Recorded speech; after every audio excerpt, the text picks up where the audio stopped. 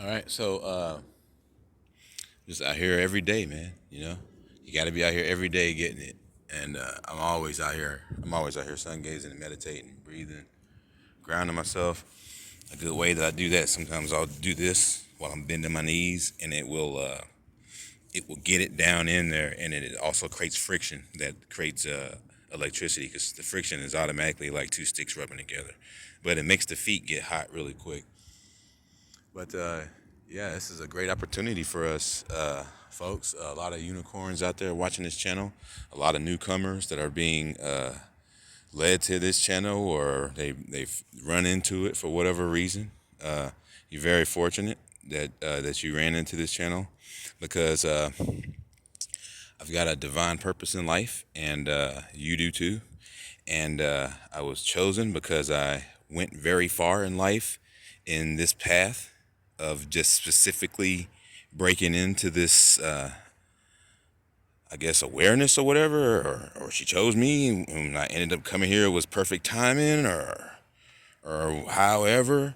But I ended up getting a job with the creator, and she gave me this. She gave me that bus right there, and she gave me a lot of wisdom.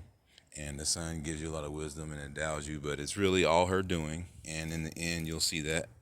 And I just give all the thanks of all this knowledge and everything, and good people like yourself coming together. But we have a brand new future ahead, and I can see. It's real funny.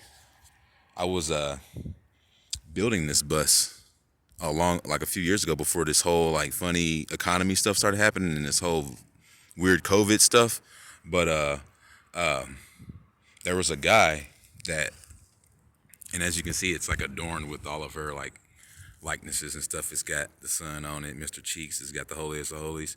So it's very likely that this bus might actually take people from Canada, like what would be over here, and come to the Rainbow Bridge, literally.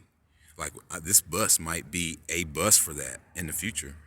But for now, it's just doing promos for the Exodus, just information, and I'm telling them, about the whole sun gazing and everything else, and how to meet her yourself and stuff like that is cool, and it's very interesting how all this is coming together, and this is perfect. It's all way too perfect, and to not just to just be coincidence. So yeah. So the light kids, if there's what you want to do is you want to sun gaze as much as you can, more than you eat junk food. If you're eating junk food, you want to sun gaze for at least 3 hours per meal, so you can like get all that stuff burned off. Eventually, it's going to get more open for you. Use things like turpentine and stuff like that to break up your meridians with wool gloves, and I soak them in turpentine, and wool attracts orgone energy. That's what they use to make orgone accumulators. So I get the wool gloves and I soak it in turpentine, and it makes it electrostatic.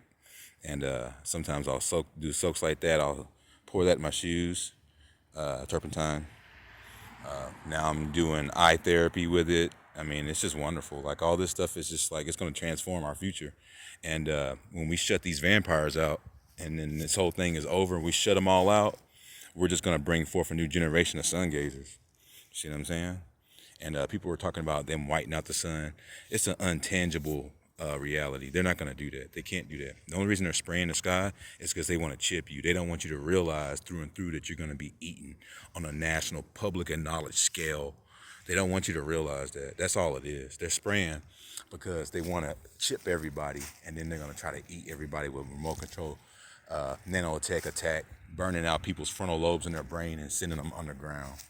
So that's what's going to happen. This whole useless eater zombie apocalypse is what they're trying to do. But creator willing, maker willing, we're going to not. That's not going to happen. Or it's going to happen only to give us, she does the kung fu move, you know what I mean? So sometimes if it just doesn't stop because of her actions, or because of nature taking its course, or of her, or whatever, then then our move would be after the fact. And when that move comes after the fact, then because of that, we're going to be able to take this back for ourselves.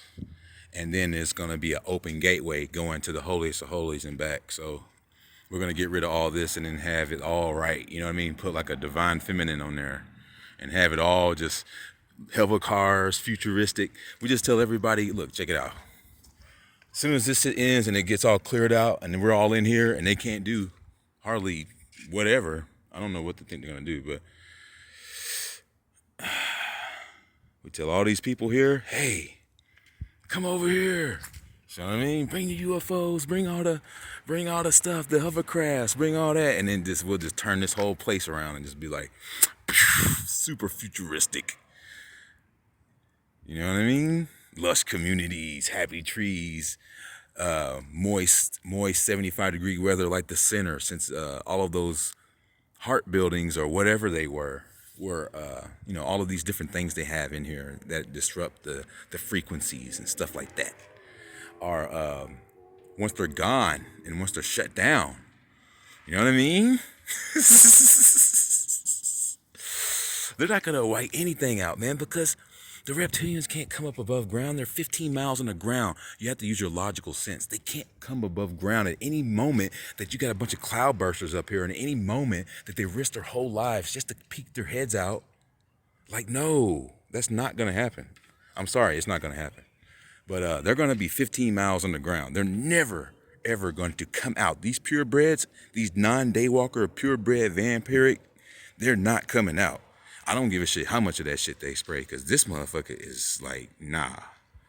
Like, he's really this big in the sky. Like, people don't realize that when you're calcified, he looks like this. But as you start to expand, he gets bigger and bigger and bigger, and that's the light coming in. So clear your eyes out and make him come in big. So he just tears open.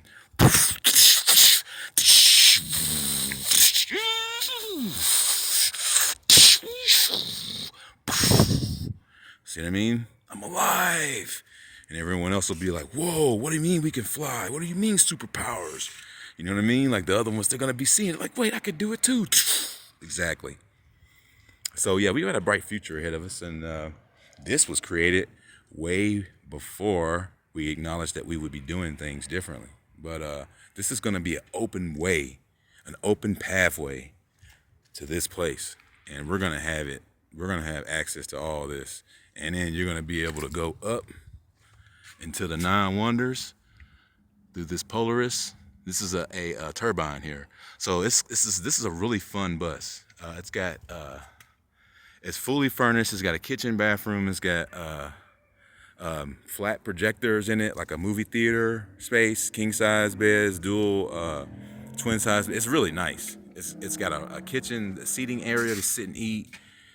It's really good. So something like this, I can see. There's so many things in the world.